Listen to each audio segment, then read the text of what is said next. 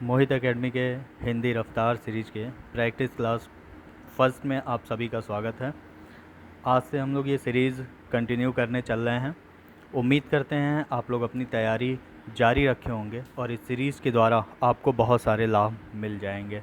Okay, तो जितने भी क्वेश्चन आपके सामने आएंगे उन सभी के आंसर पहले आप लोग कमेंट बॉक्स में जाइएगा और कमेंट करिएगा, ताकि हमें भी लगे कि आप लोग इस सीरीज़ को कितना पसंद कर रहे हैं।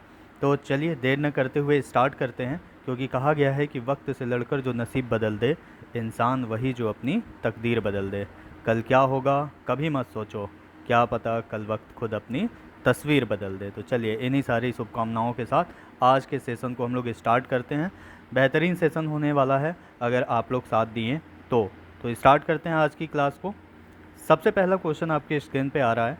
सबसे पहला क्वेश्चन लिखा है कि दिए गए पर्यायवाची शब्दों में से वाक्य में आए रिक्त स्थान के लिए सही शब्द चुनिए। ओके, क्वेश्चन क्या है? मृग घास खा रहा है। ओके, तो अगर हम देखते हैं इस क्वेश्चन को, तो यहाँ पे हमने देखा कि मृग का प्रयोग हुआ है। ठीक है, मृग के अनुसार इन चारों ऑप्शन में से बछड़ा, शिशु, बच्चा और शावक, इन चारों ऑप्शन में से कौन सा ऑप्शन यहाँ पे बिल्कुल फिट बैठेगा? ठीक है, तो अगर हम बछड़ा की बात करें तो बछड़ा किसका होता है? गाय का होता है। ओके, तो बछड़ा तो यहाँ आएगा नहीं। शिशु और बच्चे की बात करें तो ये क्या हो जाएगा? मनुष्य से भी संबंधित रखेगा, और ये मनुष्य में मेल फीमेल और उसके द्वारा जानवरों से भी संबंधित रखता है। ठीक है, जानवरों के लिए भी हम इन शब्द का प्रयोग करते हैं। लेकिन अगर हम देखें ज़्यादातर, लेकिन प्रयोग किस में होगा? शिशु और बच्चा का ज़्यादातर प्रयोग हम करते हैं मनुष्य के लिए। ठीक है, अगर हम जानवरों के लिए प्रयोग में लाएं मृग के लिए, तो मृग के लिए क्या आएगा? शावक शब्द आएगा। तो शावक ही आपका बिल्कुल सही आंसर होगा। ओके, तो यहाँ पे मृग शावक घास खा रहा है, ये इसका बिल्कुल सही आंसर हो जाएगा। ठीक है, तो जितने लोगों ने ऑप्शन डी को चूज़ किया है वो बिल्कुल सही हैं। ठीक है, सारे लोग अपने नंबर को भी काउंट करते रहिएगा। लास्ट में आपको बताना है कि आपने कितने क्वेश्चन सही किए और आपके टोटल कितने मार्क्स बन रहे हैं। ओके, चलिए सेकंड क्वेश्चन की तरफ बढ़ते हैं। और सेकंड क्वेश्चन जो है वो कह रहा है निम्नलिखित में से, एक सेकेंड, कुछ क्रम गड़बड़ हुआ है। ठीक है, सेकंड क्वेश्चन यहाँ पे लिख रहा है कि कनफटा इस समास भेद का उदाहरण है। ठीक है, कनफटा की बात कर रहा है और पूछ रहा है कि किस समास के अंतर्गत कनफटा को रखा जाएगा। ठीक है, द्वंद्व समास की बात करें तो यहाँ पे देखिए द्वंद्व है। ठीक है, द्वंद्व के तहत तो इसकी बात होती नहीं है। अव्ययी भाव समास में किसकी बात होगी?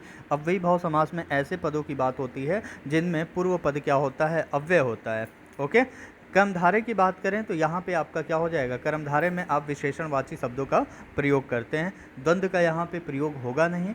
और अगर हम देखें ऑप्शन के अकॉर्डिंग तो कनफटा प्रयोग किसके लिए होता है? साधुओं के लिए होता है। इसलिए आपका सही आंसर क्या होगा? उम्मीद करते हैं आप लोग कमेंट में लिख दिए होंगे अभी तक सही आंसर, लेकिन सही आंसर जो होगा वो आपका क्या होगा? बहुब्रीहि समास होगा। ठीक है, कनफटा शब्द का क्या कहेंगे, कनफटा शब्द जो है ये किसके लिए प्रयोग होता है? साधु के लिए प्रयोग होता है। ठीक है, तो यहाँ पे इसका सही आंसर क्या होगा? बहुब्रीहि समास होगा। ओके, तो चलिए चलते हैं क्वेश्चन नंबर तीसरे की तरफ। क्वेश्चन नंबर तीसरा देखिए क्या कहता है। क्वेश्चन नंबर तीसरा, निम्नलिखित में से कौन सा समास विग्रह वाला पद है? समास विग्रह की बात कर रहा है कि किस पद में समास विग्रह कर दिया गया है। ठीक है, नगर प्रवेश करें तो इसका समास विग्रह क्या हो जाएगा? नगर में प्रवेश हो जाएगा। तो ये तो समास विग्रह वाला पद है नहीं। ठीक है, कला प्रवीण कहें तो कला में प्रवीण हो जाएगा, रण शूर कहें तो रण में शूर हो जाएगा। ठीक है, ये तीनों जो हैं ये आपके विग्रह वाले पद नहीं होंगे। तो कौन सा विग्रह है? कार्य में दक्ष, यही आपका क्या है? बिल्कुल सही आंसर होगा। इसमें जो समास होगा वो कौन सा होगा? अधिकरण तत्पुरुष समास होगा। ठीक है, अधिकरण तत्पुरुष समास हो जाएगा। अधिकरण तत्पुरुष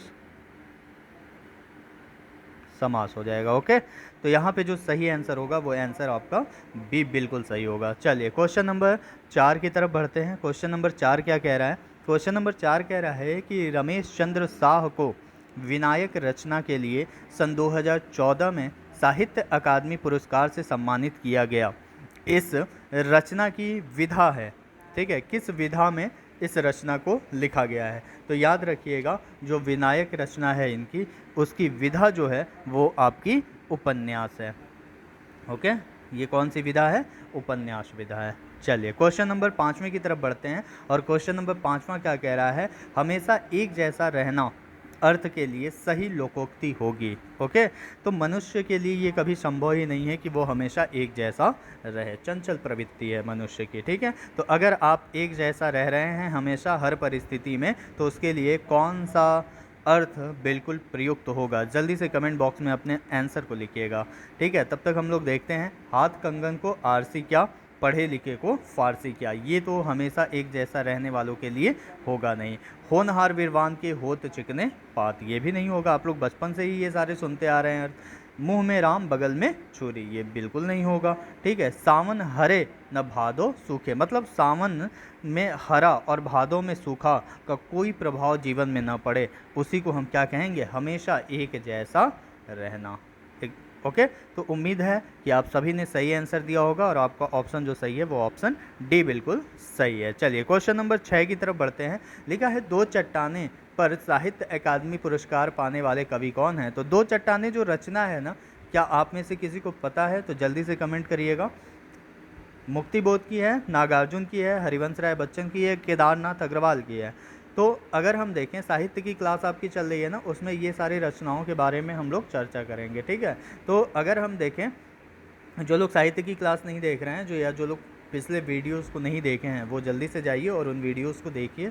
ठीक है, और अगर आपको सारे वीडियोस अच्छे लगते हैं तो जल्दी से उसको लाइक सब्सक्राइब कराइए, और उसको अधिक से अधिक शेयर करिए दोस्तों के बीच में। ओके, एग्जैक्ट अगर हम देखें इसका, तो दो चट्टानें जो हैं ये रचना किसकी है? हरिवंश राय बच्चन की है। तो इन्हीं को क्या मिलेगा? साहित्य अकादमी पुरस्कार भी मिलेगा। तो यहाँ सही आंसर जो होगा वो कौन सा होगा?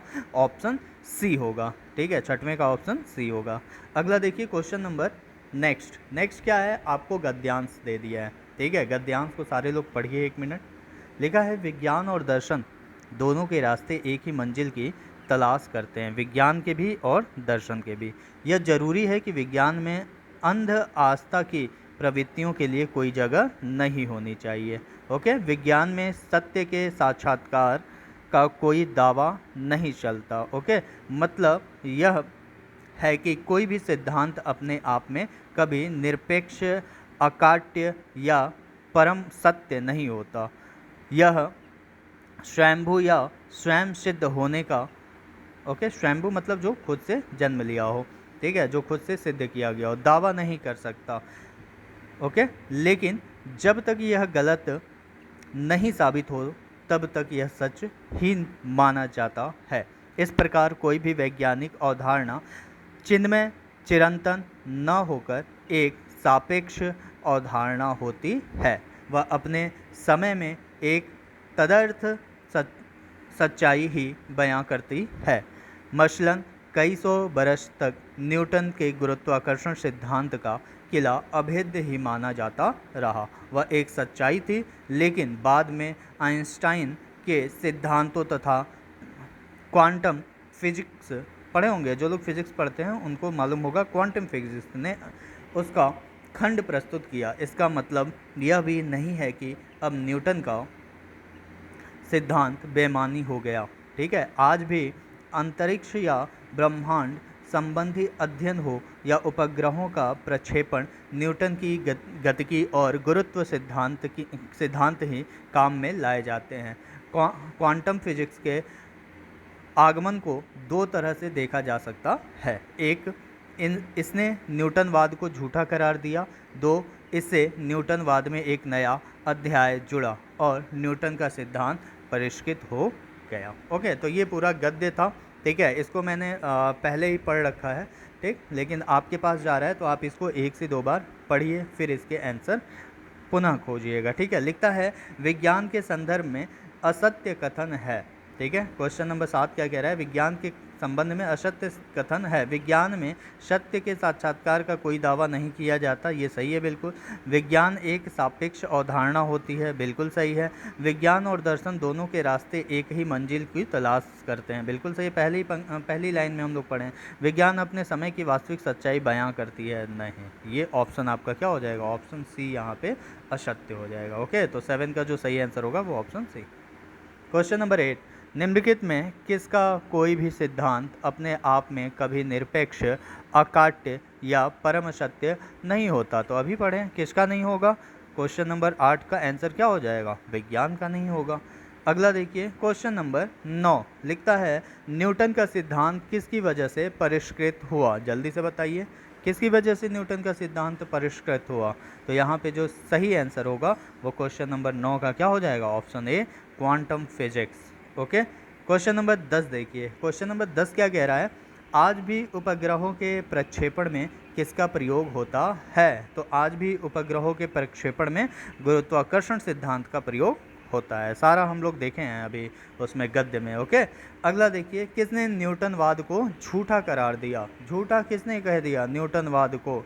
तो क्वेश्चन नंबर 11 का जो सही आंसर होगा वो क्वांटम फिजिक्स, बिल्कुल आखिरी लाइन में लिखा था, क्वांटम फिजिक्स ने न्यूटन को झूठा करार कर दिया। ओके, अगला देखिए, क्वेश्चन नंबर 12 क्या कह रहा है आपसे, परिवर्तन परिवार में उपसर्ग कौन सा होगा। ठीक है, तो सीधा सीधा दिख रहा है, बहुत ही इजी क्वेश्चन, कौन सा हो जाएगा, जल्दी से कमेंट करिए। परि होगा, प्र होगा, पर होगा या पर होगा। कई लोग पर लगा के आते, पर नहीं होता है, इसमें क्या होता है, परि उपसर्ग होता है।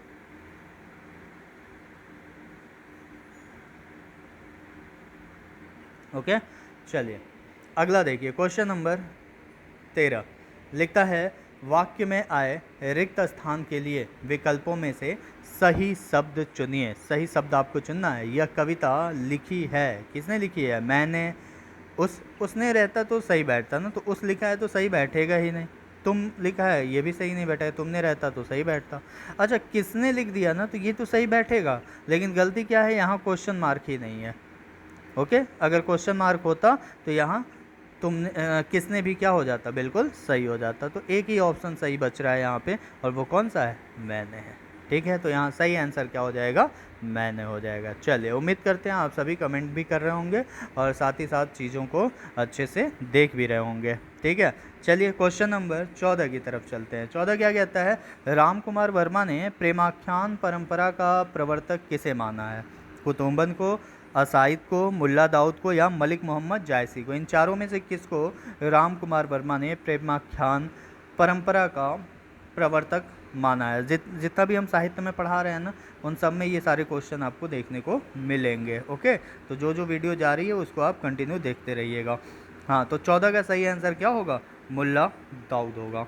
ओके, क्वेश्चन नंबर 14 का सी आंसर बिल्कुल सही होगा। आइए क्वेश्चन नंबर 15 की तरफ, ये भी इजी है, संधि इतना तोड़ तोड़ के आपको पढ़ा रहे हैं, संधि की क्लास चल रही है, रेगुलर देखिए क्लास को और संधि को चुटकियों में सॉल्व करिए। उद्घाटन की बात किया है तो उत्धन घाटन से मिलके बनता है क्या, उद्घाटन। ओके, बाकी पुराने स्टूडेंट्स को 20 बार पढ़ा चुके हैं उद्घाटन। चलिए अगला देखिए, क्वेश्चन नंबर 16, निम्नलिखित में से सामासिक पद चुनिए। सामासिक पद, ओके, जिसको समस्त पद भी कहते हैं। ठीक है, चलिए, एक पूर्व पद होता है, एक उत्तर पद होता है और एक क्या होता है, सामासिक पद होता है। तो एक क्या होता है, समास का विग्रह होता है। तो वीर का पुत्र समास का विग्रह है। ठीक है, राह का खर्च समास का विग्रह है, पथ से भ्रष्ट समास का विग्रह है, लेकिन सामासिक पद क्या है, वायु वेग है। ठीक है, वायु का वेग। क्लियर, तो यहाँ पे जो सही आंसर होगा वो 16 का क्या हो जाएगा, सारे संबंध से संबंधित है, तो यहाँ पे एग्जैक्ट जो सही होगा वो 16 का कौन सा हो जाएगा, ऑप्शन ए सही हो जाएगा। ठीक है, चलिए क्वेश्चन नंबर 17 की तरफ चलिए। निम्नलिखित में से सही वाक्य की पहचान करना है आपको। मुझे बहुत आनंद आती है, आती है गलत है, आती थोड़ी है। मुझे बहुत आनंद आते हैं, बिल्कुल गलत है। मुझे बहुत आनंद आता है, बिल्कुल सही। मुझे बहुत आनंद आता है बहुवचन में हो गया, तो ये भी क्या हो जाएगा, ये भी आपका गलत हो जाएगा। ठीक है, तो एग्जैक्ट जो सही होगा यहाँ पे बहुवचन, मुझे बहुत आनंद आता है, ऑप्शन सी सही होगा। ओके, चलिए क्वेश्चन नंबर 18 की तरफ। माखनलाल चतुर्वेदी को किस रचना पर साहित्य अकादमी पुरस्कार मिला? बार बार साहित्य के क्वेश्चन एग्ज़ाम में पूछे जा रहे हैं, तो कोशिश यही करिएगा कि जितने भी साहित्य के वीडियो जाएँ वो आपसे छूटे नहीं, बिल्कुल डीप में पढ़ाएंगे और एक एक क्वेश्चन आपको एग्ज़ाम में देखने को मिलेगा। ओके, तो माखनलाल चतुर्वेदी को किस रचना पर साहित्य अकादमी पुरस्कार मिला? अगर आपको पता है तो बताइए। वेणुलो गूंजे धरा, हिम किरीटनी, हिम तरंगिणी या युग चरण, किस में मिला? तो 18 का जो सबसे सही आंसर होगा वो ऑप्शन सी होगा, हिम तरंगिणी। ओके, चलिए क्वेश्चन नंबर 19 की तरफ चलते हैं। तेलुगु शब्द की उत्पत्ति निम्नलिखित में से किस शब्द से हुई? ये थोड़ा नया क्वेश्चन हो जाएगा। त्रिलिंग से तेलुगु शब्द की उत्पत्ति होती है। ओके, तो यहाँ पे सही आंसर क्या होगा? ऑप्शन बी सही होगा, त्रिलिंग। अगला देखिए क्वेश्चन नंबर 20। क्वेश्चन नंबर 20 क्या कह रहा है? भारत के उच्चतम न्यायालय तथा उच्च न्यायालयों की भाषा संबंधी निर्देश किस अनुच्छेद में दिया गया है? देखिए हिंदी में जब हम पढ़ाते हैं भाषा और उसका संवैधानिक विकास, ठीक है, तो वहाँ पे ये सारे अनुच्छेद की हम चर्चा करते हैं और वहीं से ये क्वेश्चन भी आपके एग्ज़ाम में पूछा गया है। तो एग्जैक्ट जो अगर अनुच्छेद आपको मालूम है तो जल्दी से आंसर बताइए।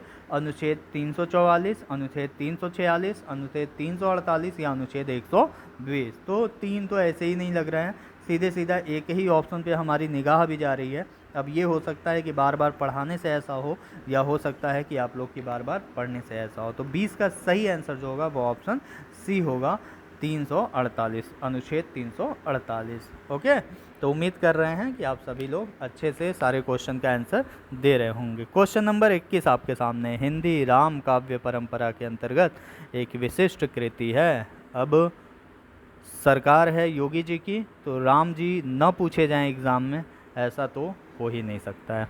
ओके, तो राम, रामायण, तुलसीदास और उनके इर्द गिर्द घूमने वाले जितने भी रचनाएं हैं उन सभी को आप लोग अच्छे से याद कर लीजिएगा, कंठस्थ कर लीजिएगा। हम तो कराएंगे ही, लेकिन अगर आप खुद से भी खोज के कर सकते हैं तो करिएगा। एग्ज़ाम में पूछा जरूर जाता है एक क्वेश्चन, जैसे यहीं पे पूछ दिया, हिंदी राम काव्य परंपरा के अंतर्गत एक विशिष्ट कृति किसकी है? तो रामचरितमानस के बाद अगर किसी को विशिष्ट कृति का दर्जा मिला तो वो है आपकी 20A का सही आंसर ए, रामचंद्रिका। ओके, चलिए इसके बारे में पूरा विस्तार से चर्चा करेंगे हम आपको हिंदी साहित्य वाले वीडियो में।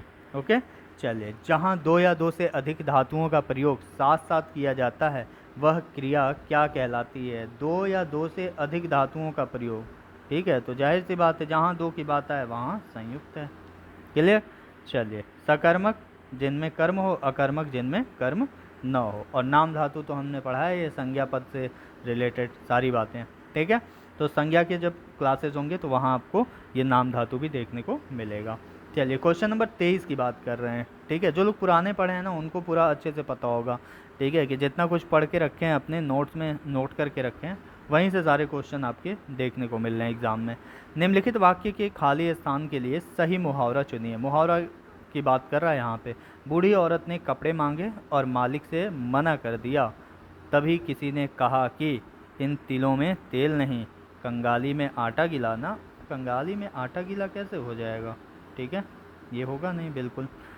सर सलामत तो पगड़ी हजार, ये भी नहीं है, ठीक है, एग्जैक्ट इस वाक्य के लिए सही नहीं बैठ रहा है। घर की मुर्गी दाल बराबर, ये भी सही नहीं है क्योंकि वो मालिक उनके घर के तो हैं नहीं।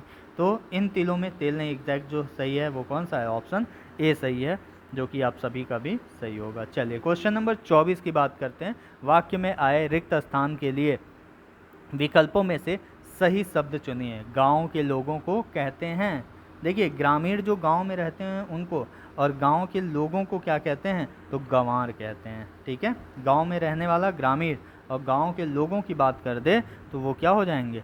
गंवार हो जाएंगे, ठीक है, ये याद रखिएगा। चलिए कई बार आपको बताए भी हैं क्लास में भी गंवार, ठीक ना। आगे आइए, अगला देखते हैं हम लोग किस पे हैं? 24 पे ना, 25 पे चलते हैं। चलिए तत्सम तद्भव में भी बात हुई है, ठीक है।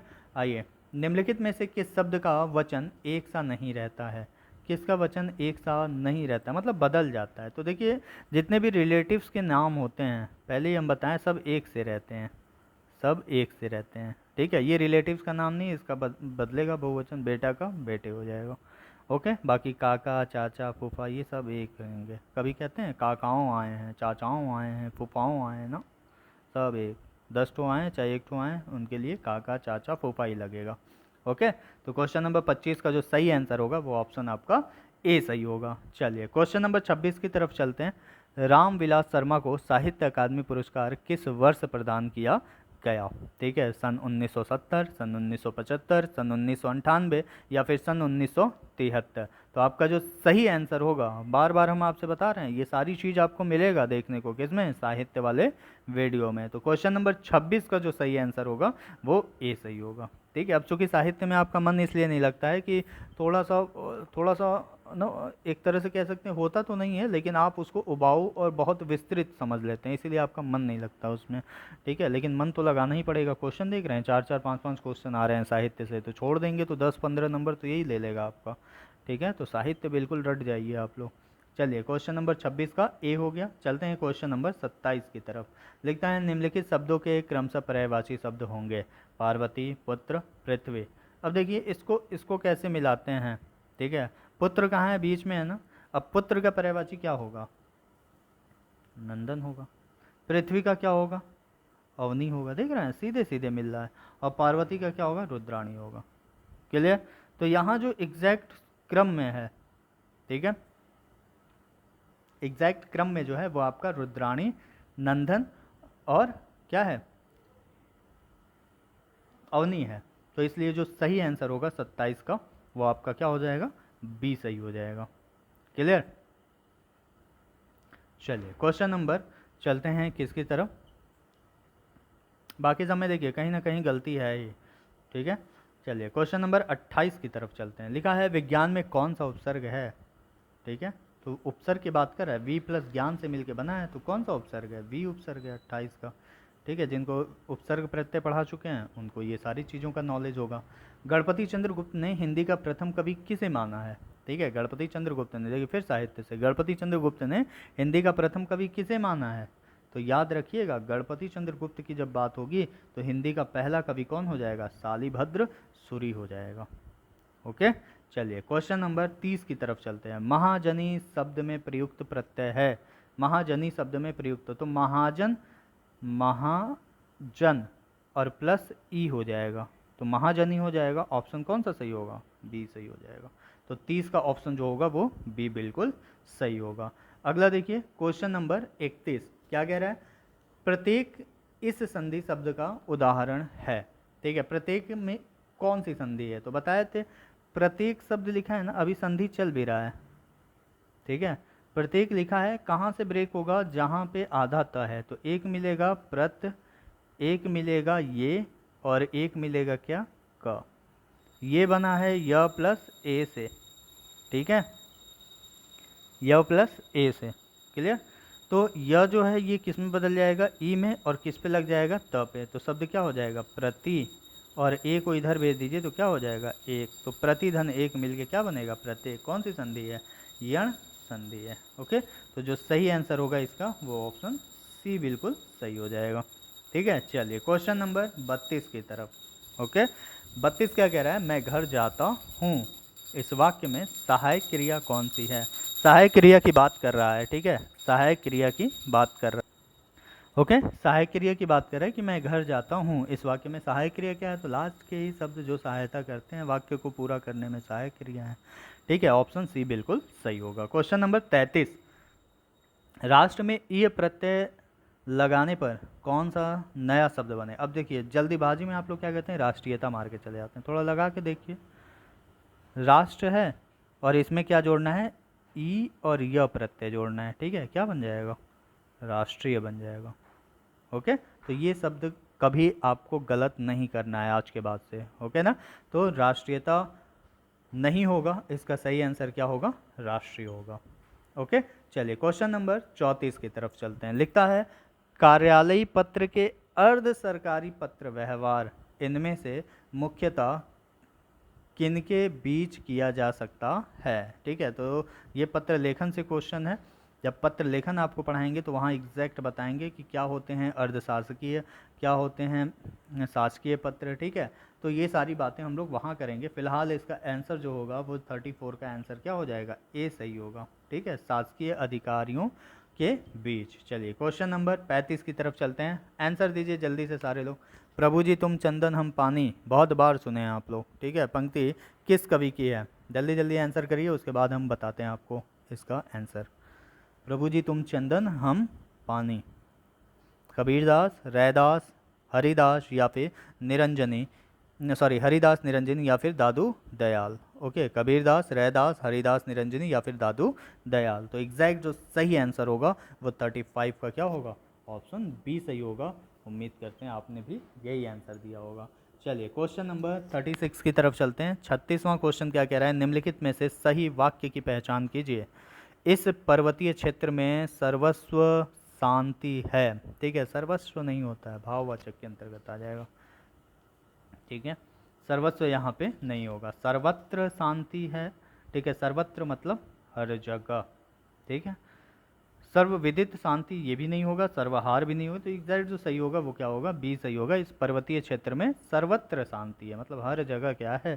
शांति व्याप्त है। स्थान के लिए इसका प्रयोग किया गया है। चलिए क्वेश्चन नंबर 37 और आज का ये आखिरी सवाल। निम्नलिखित शब्दों में से यौगिक शब्द की पहचान कीजिए। ठीक है, चलिए जल्दी से इसका आंसर कमेंट में लिख के बता दीजिए। कौन सा शब्द है इन चारों में से जो यौगिक शब्द कहलाएगा? ओके, उम्मीद करते हैं ये सारी चीज़ें आप अच्छे से देखे होंगे, ये सारी चीज़ों को अच्छे से आपने पढ़ा होगा और कमेंट भी किया होगा। ओके, तो कोशिश करिए कि जितने भी प्रैक्टिस सेट आपके सामने आएँ उन सभी को सॉल्व करिए। यहीं से क्वेश्चन आपको एग्ज़ाम में देखने को मिल जाएंगे और हिंदी 37 में 37 सही रहेगा आपका, ये हमारी गारंटी है। ओके, तो कोशिश रहे जारी, बाकी तो हम लोग अपना काम कर ही रहे हैं। पढ़ना आपको है, ठीक है, पढ़ाना हमारा काम है। तो अगर आप अच्छे से पढ़ते हैं तो सारे चीज़ आपको अच्छे से क्लियर होते जाएंगे। ओके, तो चलिए अगर हम देखें इसका आंसर तो लिखा है मुरलीधर, पंकज, पुस्तक और परमौषधि। तो एग्जैक्ट जो सही आंसर होगा इसका वो कौन सा होगा? 37 का डी, परमौषधि। परम प्लस औषधि होगा, दो भागों में टूट जाएगा ये, परम प्लस औषधि। ठीक है, ये टूटेगा, पुस्तक नहीं टूटेगा। मुरलीधर और पंकज, मुरलीधर मुरली को धारण करने वाला कृष्ण, पंकज कीचड़ में जन्म लेने वाला कमल। तो ये क्या हो जाएगा? बहुब्रीहि समास का उदाहरण है। और ये क्या होगा? योग ऋण होगा। ओके, बाकी ये ऋण हो जाएगा और यौगिक शब्द जो होंगे वो कौन से हो जाएंगे? परम औषधि हो जाएंगे। ठीक है, तो चलिए आज के लिए इतना ही। मिलते हैं नेक्स्ट प्रैक्टिस सेट के साथ नेक्स्ट वीडियो में। तब तक के लिए आप सभी को धन्यवाद।